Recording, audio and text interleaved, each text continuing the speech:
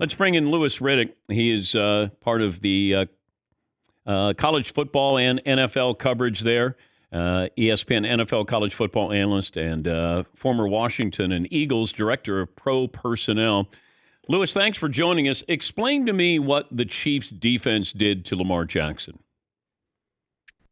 Well, I think it's kind of a twofold thing, Dan. I think first and foremost, early on, you could see that Steve Spagnuolo said, hey, look, we're going to try and make this a one-dimensional game, make this a passing game for you. So when you come out and you try to run the football early in the game, we're going to play some very, very tight up at the line, 8-man fronts. And our guys, our defense line is going to fire off this ball. Our linebackers are coming downhill, and we're going to try and discourage you and try and get into the head of offensive coordinator Todd Monken and get you out of that thinking that you can run against us. Because if we can get you into a one-dimensional game, we'll take our chances you throwing the football. And he played right into that. Todd Monken and the offensive game plan played right into that. And that's when Spags had him exactly where he wanted him. Because from there, he unleashed the 5- and 6-man pressures, lots of man coverage in the back end, which they're very, very good at anyway. Chris Jones you start being able to time up the snap count. You start getting a rhythm as a pass rusher. You start getting a rhythm as far as what routes they're trying to throw. And Lamar never looked comfortable. So as soon as he got him out of thinking that they could run the football and stay two-dimensional, which was a mistake on their part, then they had him because that is exactly what they wanted. That's what they wanted to do going in. I'm wondering as we move forward, just like we did with Nikola Jokic, he won back-to-back MVPs.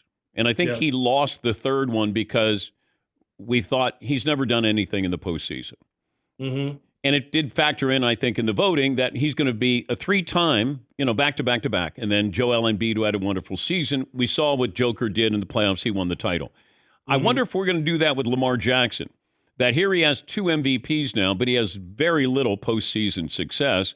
That do voters look at him differently? And I know the postseason doesn't factor in on the regular season voting, but is he going to be viewed differently that he won these MVPs but had nothing really to show for it in the postseason?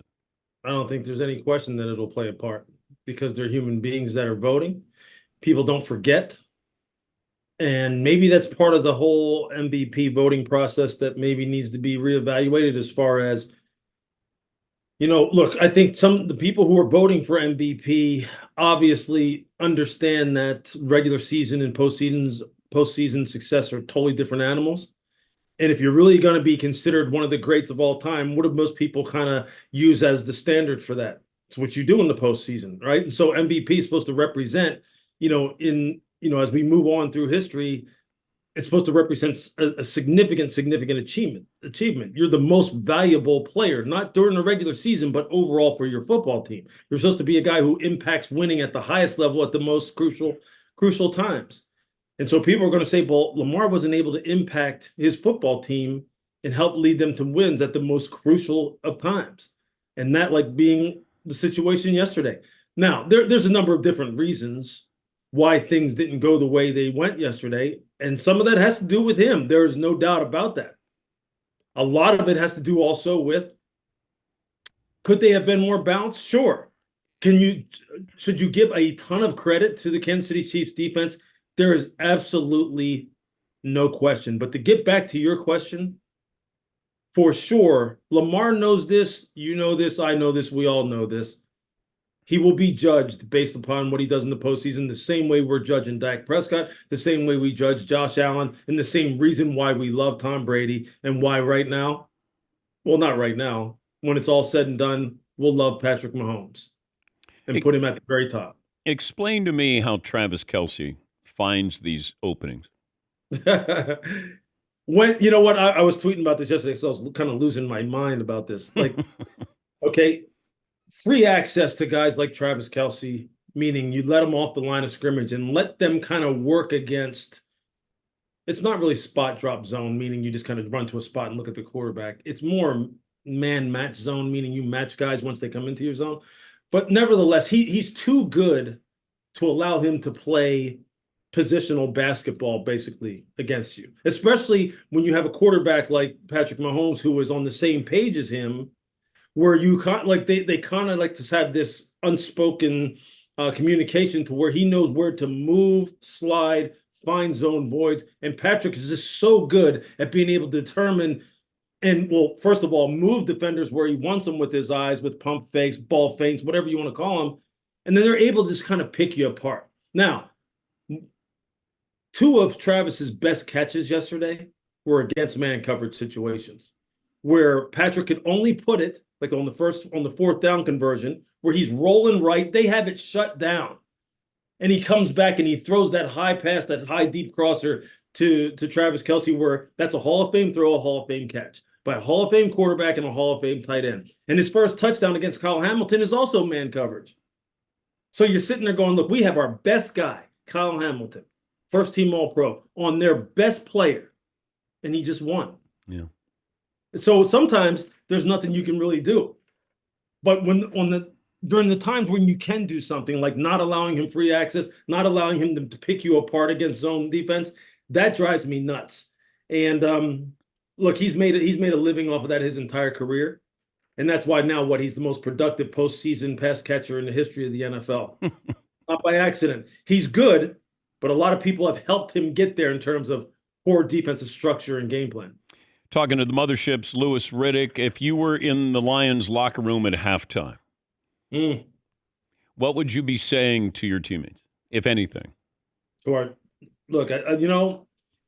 if I was on the team, I would be saying this: hey, look, we're dominating the line of scrimmage.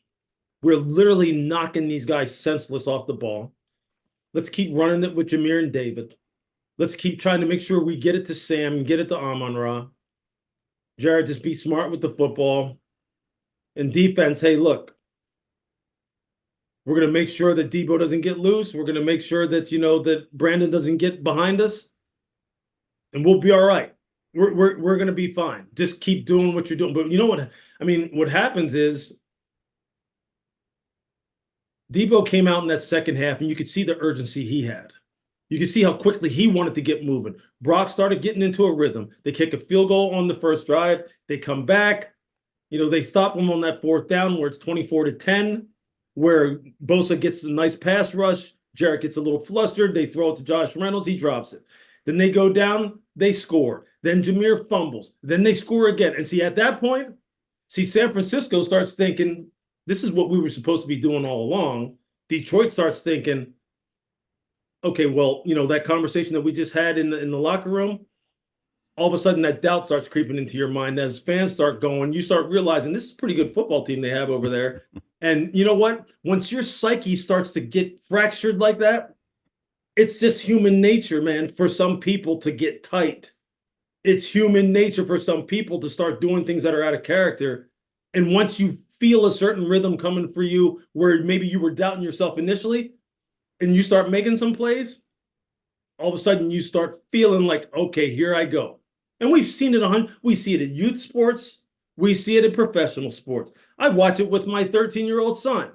He misses a few shots in the basketball game early. His shoulders are slumped, and I'm sitting there yelling at him from the stands, pick your head up. He hits a three-pointer. Next thing you know, he's flying up and down the court, and everything starts to roll.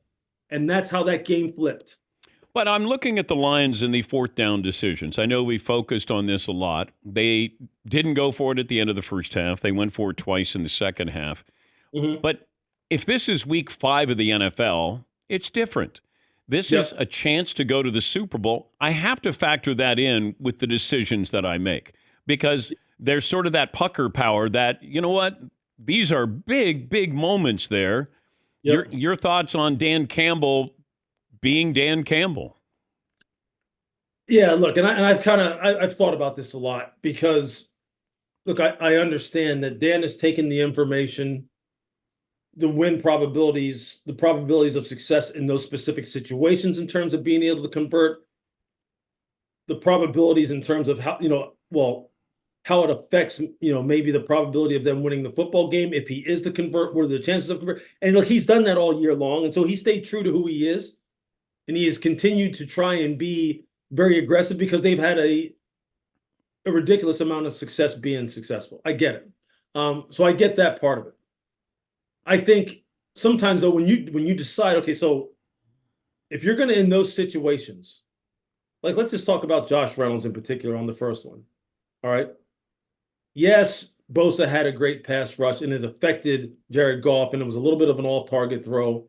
But you know what? If I'm going to go for it in those situations, one of the things I'm going to do is I'm going to make sure that the play that I have dialed up, come hell or high water, I'm trying to get it to the guy who I know is going to be the most consistent playmaker for me, because he has been in the past too. If I'm going to remain consistent in terms of my aggression, then 14 is getting that ball somehow, some way if I'm throwing it. Amon-Ra's the guy. He's not going to be a second or third option backside. He's the primary guy. And why wasn't he the guy? Why wasn't he the guy in that situation in particular? Because clearly Josh Reynolds was not able to rise to the occasion. It started getting in his head. And I know maybe Jared Goff was just playing out the play, and reading it out the way it's naturally supposed to be read out. But I'm telling you, if you're going to go ahead and be aggressive, then I'm definitely going to make sure it's about players over plays, and I'm getting it to my best people. And I don't know if they necessarily did that. And they're going to have to live with the results. Yeah, you just wonder. It's set up as well as it possibly could for the Lions. That you had the Cowboys bow out. Tampa makes the playoffs. You don't worry about the Eagles. It just felt like, okay, you can beat San Francisco. Green Bay should have beaten San Francisco. And You're up 24-7. How do you think? How long does this one sting?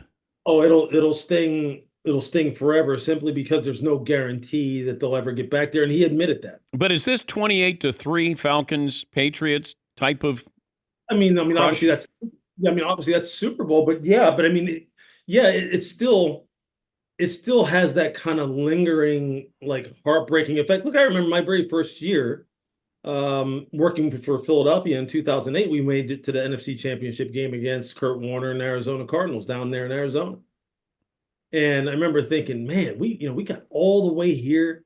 And when we lost that game, I remember that flight home. I didn't play the game. I was a scout there, and I was up in the booth helping that day, but it felt just crushing. And we never got close to getting back to that. Andy never got close getting back to that until he got to Kansas City.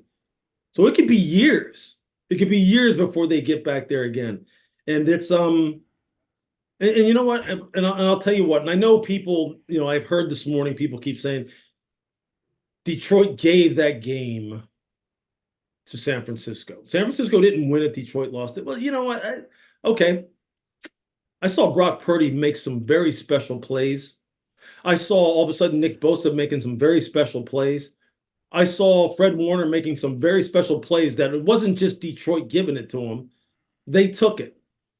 And yeah, I think that's what makes this game and as beautiful as it is, and what makes it as heartbreaking as it is because when you're that close and you know that every single situation, every single decision will go down in history as far as whether or not you made it to a game like the Super Bowl or you were just a couple plays away, man, that's hard.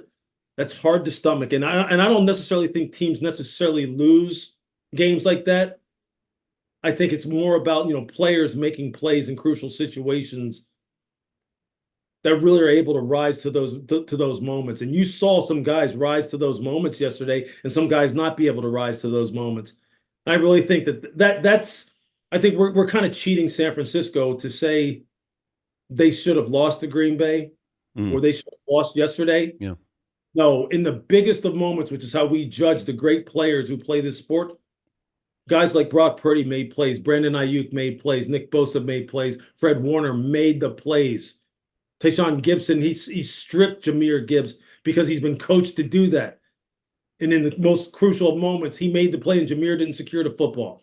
That's what separates in those moments, man. And that's what's it was high drama yesterday. And yeah, all of that together,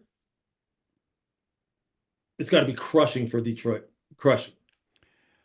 Good to talk to you, Lewis. Hopefully we'll see you in Las Vegas. Thanks for joining us. Bet, man. I'll see you there. That's Louis Riddick, ESPN NFL college football analyst.